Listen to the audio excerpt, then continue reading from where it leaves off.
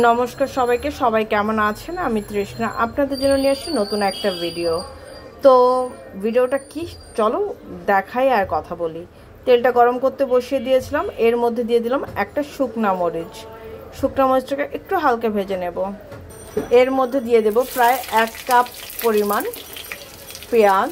পেঁয়াজটাকে তোমরা এরকম গোল গোল করেও কাটতে পারো বা ঝুরি ঝুরি ভাবেও কাটতে পারো। আমার কাছে এভাবে যে কোনো ভাজাতে এভাবে খেতেই ভালো লাগে। তো চলো পেঁয়াজটাকে এবার সুন্দর করে হালকা ভেজে নেব। দিয়ে দেব এর মধ্যে কাঁচা মরিচ,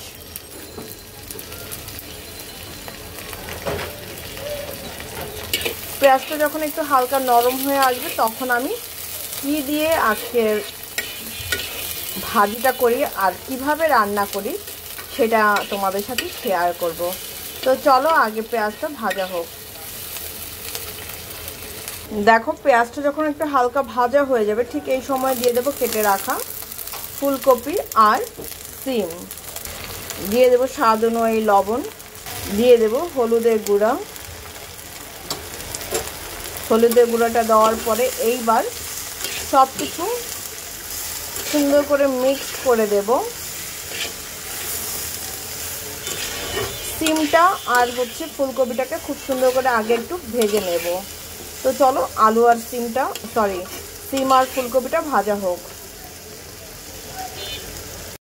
দেখো আমার কিন্তু এখানে ভাজাটা হয়ে গেছে। ঠিক এই সময়ে আমি দিয়ে দেব পোস্ত আর সরিষা বাটা।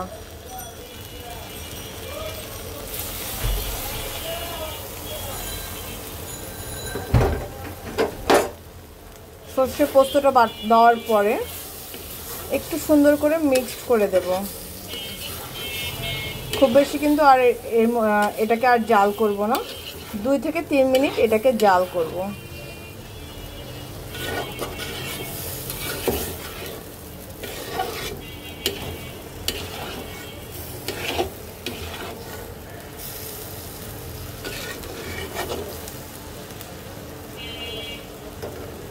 তো চলো এটাকে সুন্দর করে 2-3 মিনিট জাল করে নেই, তারপর তোমাদের সাথে লুকটা দেখাবো।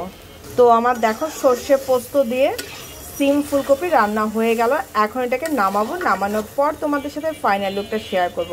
খেতে কিন্তু দারুণ লাগে গরম ভাতের সাথে, একবার হলো ট্রাই করে দেখো প্লিজ। তো এই আমার ফুলকপি সিমের সর্ষে পোস্ত ভাজা। কেমন রান্না করেছে সেটা কিন্তু অবশ্যই জানিও।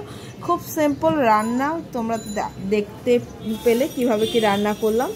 তো যদি ভালো লেগে থাকে অবশ্যই কিন্তু একটা লাইক বাটনে লাইক করতে ভুলো না, আর তোমাদের ফ্রেন্ড সার্কেল আত্মীয় স্বজনের মধ্যে কিন্তু প্লিজ শেয়ার করে দিও। ইটস মাই হাম্বল রিকোয়েস্ট, তোমাদের কাছে পুরো ভিডিওটা দেখো। আশা করছি তোমাদের কাছে দারুণ লাগবে। আর যখনই এই রান্নাটা খাবে না ঠিক তখন কিন্তু তোমরা গরম ভাতটা দিয়ে খাবে, তাহলে আরও ভালো লাগবে। তো আজকের জন্য এই পর্যন্তই। তো টাটা।